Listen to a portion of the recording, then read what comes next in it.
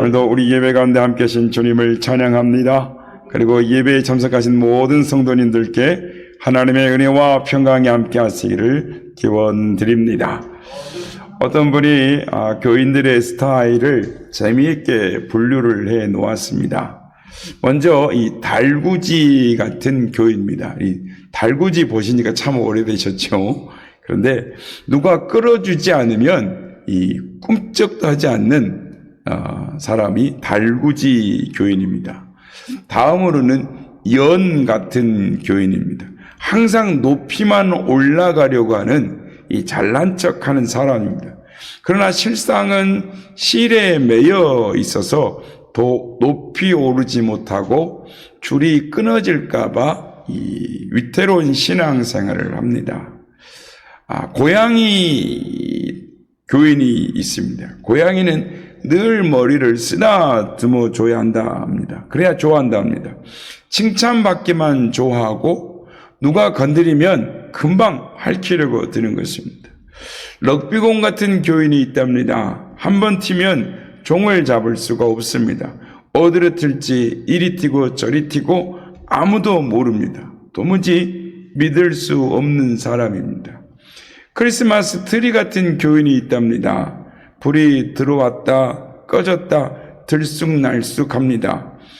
기도를 하다 말다 교회에 나오다 말다 봉사하다 말다 껌뻑껌뻑한다라는 것입니다. 반석 같은 교인이 있습니다.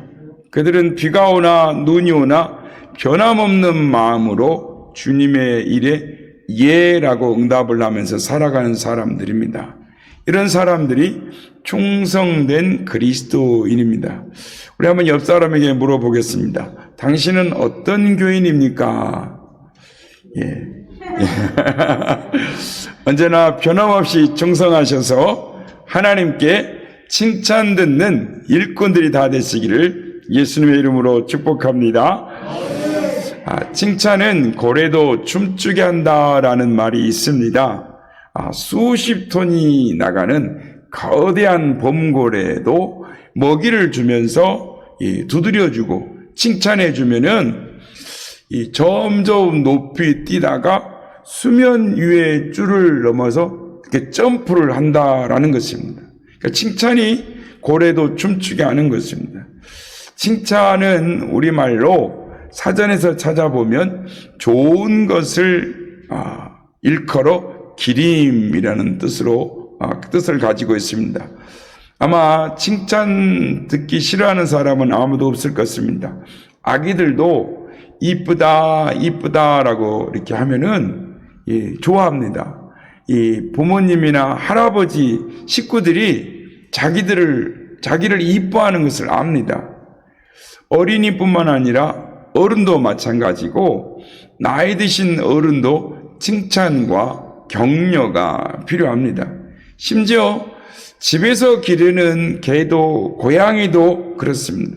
식구 중에 누가 자기를 이뻐하는지 싫어하는지를 잘 알고 있어서 눈치를 본다라는 것입니다. 심지어 식물까지도 칭찬을 기뻐합니다. 이 도로시 레텔렉이라고 하는 미국의 여성 과학자가 식물도 인간처럼 감정이 있는가를 실험을 했습니다. 한 호박에다가 이 고전 음악을 들려주었는데 호박 덩굴이 신이 나서 그 스피커를 감싸 안았고 다른 호박에는 시끄러운 락 음악을 들려줬더니 호박 덩굴이 벽을 넘어서 달아나려고 하더라는 것입니다. 난초에 이 음악을 들려주면 입이 44%나 커지고 벼도 수확량이 50%까지 늘어난다라는 시험 결과가 있습니다. 특히 기르기 까다로운 난초는 첫째 성장 조건이 칭찬과 관심이라는 것입니다. 소설가 박완서 씨가 쓴 꼴찌에게 보내는 괄체라는 제목의 수필집이 있습니다. 내용은 이 마라톤에 참가한 선수 중에 맨 꼴찌에 달리다가 이 선수가 하도 힘이 들어서 기권하려고 천천히 길 밖으로 걸어 나가고 있는데 그때 길가에 있는 사람들이 막 응원을 해주면서 끝까지 포기하지 말고 가라라는 이 박수 격려 소리를 듣고 이 포기하던 선수가 힘을 얻어서 마라톤을 끝까지 잘 마쳤다라는 것입니다. 그러면서 저자는 이렇게 글을 마무리합니다. 왜 1등에만 박수를 보내고 끝까지 달린 꼴찌에게는 박수를 보내지 않는가? 있는 힘을 다해 달린 것은 똑같기 때문에 꼴찌에게도 박수를 보내야 한다라고 말합니다. 그렇습니다. 일을 잘한 사람에게도 칭찬과 격려가 필요하지만 잘못한 사람에게도 칭찬과 격려가 필요한 것입니다. 우리는 가정에서나 사회에서나 교회 안에서 서로가 서로를 격려하며 칭찬해주는 힘이 필요한 것입니다. 인터넷에 올려진 이 칭찬의 효과 50가지 중에 이 몇 가지를 소개해 보면 칭찬은 만병통치약이다. 칭찬으로 안 나는 것이 없다. 칭찬은 최신형 미사일이다. 적도 쉽게 함락시킨다. 칭찬은 보너스다. 받으면 신이 난다. 칭찬은 전파 탐지기다. 숨어있는 거대한 능력을 찾아낸다. 칭찬은 신용카드다. 어디서나 통용된다. 칭찬은 만능 열쇠다. 어디나 열고 들어간다. 칭찬은 영양크림이다. 피부를 곱게 만든다. 칭찬은 비타민이다. 몸과 마음이 상큼해진다라고 합니다. 그렇습니다. 칭찬의 능력이 대단합니다. 아무도 인정해 주지 않았지만 어머니에게 격려과 칭찬을 받으면서 노래를 부르던 젊은이가 어느 날 세계적인 오페라 가수가 되었는데 그 이름이 그 유명한 엔리코 카루소입니다. 발명왕 에디슨은 어려서부터 도저히 정규 교육을 못 받을 정도로 지진아였습니다. 하지만 그 어머니는 남들이 갖지 못한 에디슨만 가지고 있는 특별한 면을 발견하고 날마다 칭찬을 해 주었습니다. 어머니의 격려와 칭찬과 인정이 없었다면 그는 그의 천재성을 사용하지 못했을 것입니다. 여러분, 자녀를 훌륭하게 키우고 싶으십니까? 야단치지 말고 좋은 점, 잘한 점을 칭찬해 주시길 바랍니다. 과정이 화평하기를 원하십니까? 잘못된 것을 꼬집지 말고 남편이나 아내나 시부모나 며느리를 칭찬해 보시기 바랍니다. 직장에서 성공하기를 원하십니까? 상사나 아랫사람을 칭찬해 주십시오. 존경받는 지도자가 되기를 원하십니까? 만나는 이들을 칭찬해 주십시오. 칭찬은 사람을 행복하게 하고 성공하게 하는 최고의 열쇠인 것입니다. 어떤 할머니가 할아버지에게 영감, 아직도 당신 팔뚝 근육이 살아있어요 라고 칭찬을 했더니 다음날 이 밥상을 차려놓고 이 할아버지를 찾았는데 할아버지가 보이질 않는 겁니다. 그러다가 지하실 물건을 찾으려고 내려갔더니 할아버지가 거기서 아령으로 땀을 뻘뻘 흘리면서 운동을 하고 있더라는 것입니다. 그렇습니다. 여러분, 칭찬이 사람을 변화시키는 것입니다. 칭찬만한 리더십이 없고 칭찬으로 버릴 수 없는 버릇은 무엇으로도 고칠 수가 없는 것입니다. 우리 한번 따라해 보겠습니다. 칭찬이 최고입니다. 칭찬하며 삽시다. 칭찬이 최고입니다. 칭찬하며 사십시다. 아멘. 칭찬하며 사는 우리 모두가 되길 원합니다. 오늘 본문의 사도 바울은 하나님은 우리를 칭찬하시는 분이다 라고 말을 합니다. 오늘 본문 5절 하반절 말씀입니다. 그때에 각 사람에게 하나님으로부터 칭찬이 있으리라. 우리 모두가 하나님께 칭찬받는 성도가 되어야 될 줄로 믿습니다. 그런데 불행하게도 바울이 세운 교회에 파당이 있었습니다.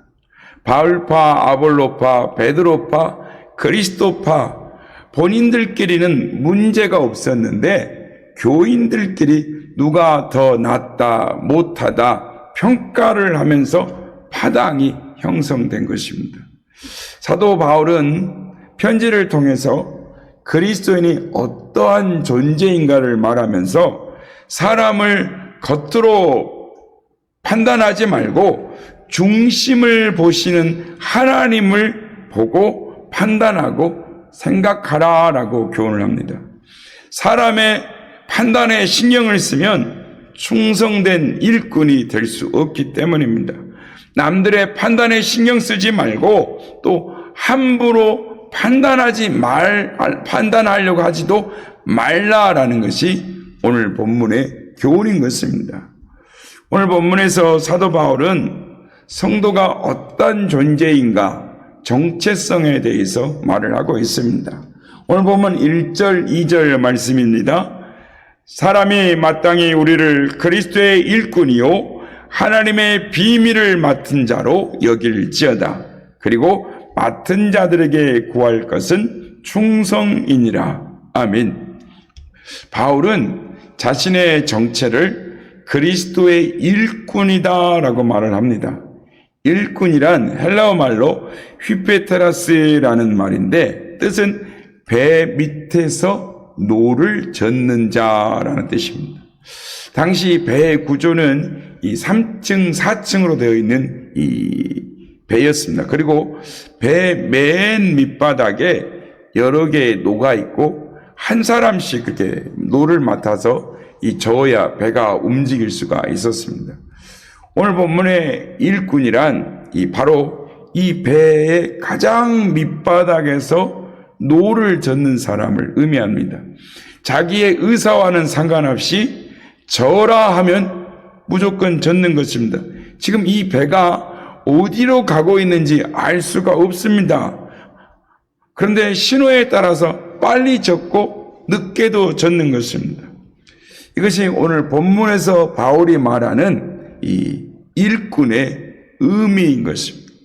내 자신의 전부를 다 바쳐버립니다.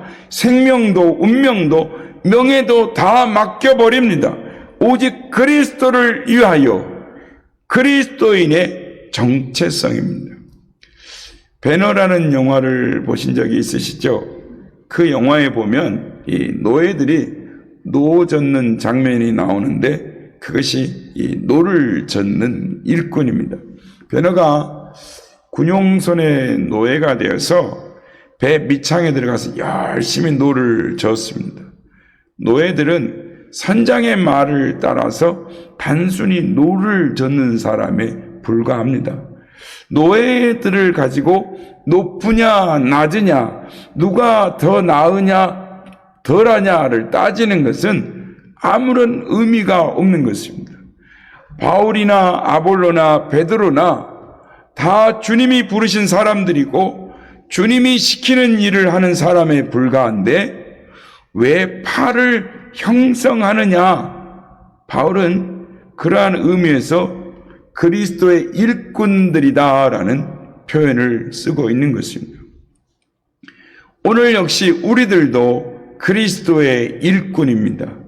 교회 일 하는 데 있어서 이것이 주님의 뜻이다 싶으면 묵묵히 끝까지 따르면 되는 것입니다. 어느 교회나 일꾼답게 일하는 사람의 특징은 말이 없다라는 것입니다. 이렇게 주어진 일을 묵묵히 끝까지 감당하며 사는 것을 충성이라고 합니다. 바울은 또 하나의 정체성을 하나님의 비밀을 맡은 자다라고 밝힙니다. 이 말은 헬라 말로 오이코노모스라고 하는데 한 집안의 사물을 맡은 집사 혹은 이 청직이라는 뜻을 가집니다. 앞에서 말씀드린 일꾼들에게는 자기의 의견이 전혀 고려되지 않습니다. 무조건 묵묵히 복종해야 합니다. 이것을 타율적 충성이라고 합니다. 반면에 집사 혹은 청지기에게는 능력도 주어지고 상당한 권한이 있습니다. 다른 사람들에게 일을 시키기도 하고 자기가 일을 만들어 하기도 합니다. 자기의 의지대로 자발적으로 모든 것을 할 수 있습니다. 이것이 자율적 충성입니다. 우리가 주님을 위해 일할 때 무조건 충성할 수도 있고 스스로 알아서 충성할 때도 있습니다. 그러나 중요한 것은 오직 주인을 위해 일을 해야 한다라는 것입니다. 처음부터 끝까지 주인의 뜻에 따라서 주인의 뜻을 받들어 충성을 다해야 한다라는 것입니다. 충성이라는 말의 원어는 피로토스라고 합니다. 그 뜻은 진실하다, 신실하다라는 뜻입니다. 현대의 성경에는 믿을 수 있는 사람, 믿을 만한 사람을 말합니다. 충성이란 주인이 믿고 맡길 만한 신실한 사람을 말하는 것입니다. 여러분, 우리는 주님 보시기에 믿을 만한 사람입니까? 충성, 충자를 한자로 분석해 보면 마음심, 가운데 중, 그러니까 중심입니다. 그러니까 마음 중심으로 일하는 것이 충성입니다. 어물어물 넘기는 것이 아니라 마음과 뜻과 정성을 다해서 하는 것이 충성입니다.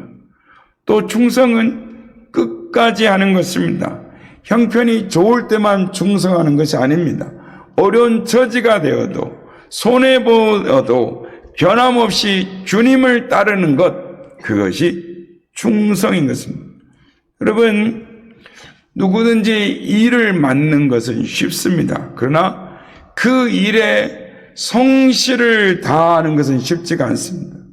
잠깐 충성하기는 쉽지만 일평생 충성하기는 정말 어렵습니다. 조금 하다가 어려운 일이 생기고 뜻대로 안 되면 자기 일을 내던지고 도망가는 것입니다. 끝까지 충성이 어려운 것입니다. 끝까지 충성하는 저와 여러분 되시길 주의 이름으로 축원합니다. 오늘 본문을 보면 고린도 교인들이 정체성을 잃어가는 것입니다. 자신이 어떤 사람인지 무엇을 하는 사람인지를 잃어버리는 것입니다. 오늘 그리스도인들이 왜 방황하는 것일까요? 그리스도인들이 왜 힘들어하는 것일까요? 그것은 자신이 어떤 사람인지 무엇을 하는 사람인지를 잃어버렸기 때문입니다. 고린도 교인들이 왜 분열되었을까요? 자신들의 본질을 잃어버렸기 때문입니다. 누구의 부름을 받아 무엇을 위해 하는 사람들인가? 그리스도의 일꾼입니다. 주님이 부르셨기에 주님이 시키는 대로 충성해야 합니다. 그리고 맡은 일, 복음의 비밀을 전하는 것입니다. 그런데 서로 좋아하는 사람들끼리 팔을 만들고 분쟁하며 싸웠습니다. 그런 상태에서 전도가 되겠습니까? 여러분, 우리는 우리의 본질적인 신분을 잊지 말아야 하는 것입니다. 저와 여러분은 말씀을 전하는 사람들입니다. 하나님의 비밀을 맡아 세상에 전하는 사람들입니다. 여러분 생각해 보십시오. 아무에게나 중요한 비밀을 맡기지 않습니다. 보통은 몇 가지의 결격 사유가 없어야 합니다. 다 조건에 통과되어야 중요한 비밀을 맡기는 것입니다. 경찰이 될 때도 시험만으로만 경찰이 되지 않습니다. 신원조회를 합니다. 그리고 그것도 부족하면 옆집 사람에까지 와서 그 사람이 어떤 사람인가를 물어보고 그 사람의 신원조회를 하는 것입니다. 얼마나 복잡한지 모릅니다. 그런데 우리는 어떻습니까? 복음의 비밀을 맡은 자가 되었습니다. 결격사유가 우리가 너무나 많습니다. 죄인입니다. 우리는 허물투성이입니다. 이러한 우리에게 하나님의 복음의 구원의 비밀을 맡겨주셨다는 것입니다. 생명을 살리는 엄청난 일을 우리에게 맡겨주셨다는 것입니다. 이게 얼마나 놀라운 일인지 모르는, 세상에 이런 복이 없습니다. 하나님의 비밀을 우리에게 맡겨주었습니다. 이 자체가 엄청난 축복인 줄로 믿습니다. 찬송가 가사처럼 천사도 흠모하는 기가 막힌 일을 하나님이 우리에게 맡겨주셨습니다. 복음을 전해 생명을 살리는 일에 우리를 세워주셨다라는 것입니다. 우리가 예수님의 사랑으로 하나님의 자녀 되었다는 것을 알아야 하는 것입니다. 부산 수영로 교회 정필도 목사님 설교에 나오는 간증입니다. 그 교회에 개인 병원을 하고 계시는 집사님이 계시는데, 그 집사님은 하루 일과를 마치고 집에 돌아오면 그날 이 진료받은 사람들의 이 카드를 확인하고 수입을 계산하는 일이 그분의 즐거움이었습니다. 그래서 오늘은 얼마를 벌었구나, 많이 벌면 좋아하고 적게 벌면 기분이 상했습니다. 그런데 어느 날인가 성령 하나님께서 그분의 마음을 두드리셨습니다. 너는 매일 환자 카드나 보면서 돈이나 계산하고 일생을 끝낼 것이냐? 왜 환자의 영혼은 구원하지 않느냐? 너가 교회 집사냐? 성령 하나님 그 마음을 확 두드리는 음성을 들은 것입니다. 그 순간 그 집사님이 충격을 받았습니다. 여러분, 하나님의 음성을 들으면 그 순간 우리는 충격을 받게 되어 있습니다. 하나님의 음성을 듣는 여러분 되시기를 주의 이름으로 축복합니다. 그 음성을 듣고 나서 하나님 앞에 무릎을 꿇습니다. 자신은 환자를 돌보면서 늘 돈이 먼저였다는 생각이 든 것입니다. 무릎을 꿇고 주님 용서하세요. 나는 육신의 병을 치료하는 의사지만 돈 버는 장사꾼이었습니다. 그 집사님은 그 다음 날부터 생각을 바꾸었습니다. 찾아오는 환자의 영혼을 돌보는 의사가 되기로 결심했습니다. 정성껏 환자를 돌보면서 환자의 영혼을 위해 기도하기 시작했습니다. 복음을 전하고 일과가 끝나면 환자의 영혼 카드를 점검을 합니다.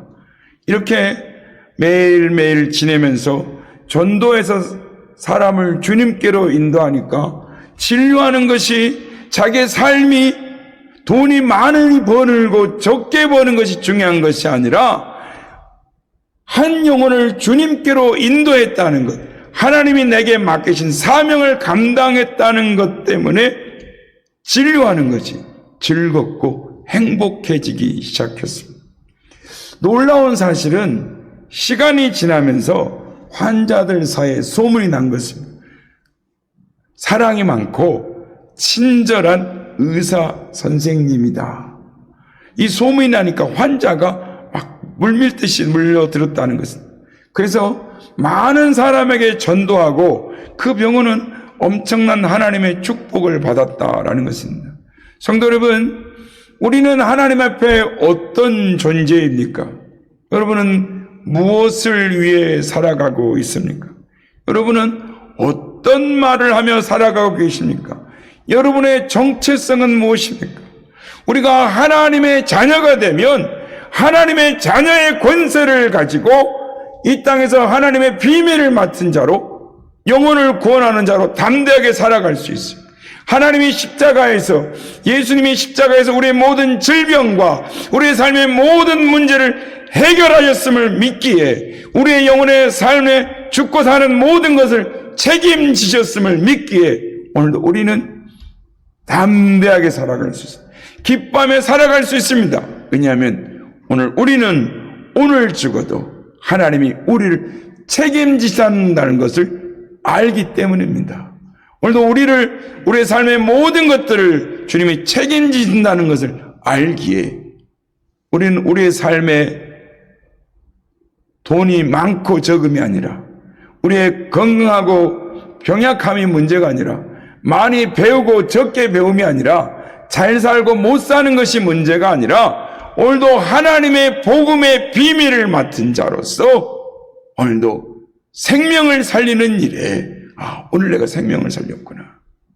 오늘 내가 하나님의 일 가운데 쓰임을 받았구나. 오늘도 저 영혼을 구원하는 일에 오늘도 하나님이 나를 사용하신구나 라는 그 기쁨 가운데 일을 감당할 때 하나님은 우리의 인생을 책임져 주시고 또한 하나님 앞에 섰을 때에 우리를 칭찬해 주시는 줄로 믿습니다. 그러기는 우리 모두가 하나님의 비밀을 맡은 사람이라는 것을 기억하시는 여러분 되시길 바랍니다. 하나님의 생명의 비밀을 맡은 사람으로서의 긍지와 자부심을 가지시길 바랍니다. 그리고 그 생명의 말씀을 가지고 나아가 전함으로 말미암아 하나님의 영광을 위해 살아가시는 우리 모두가 다 되시기를 예수님의 이름으로 축복합니다.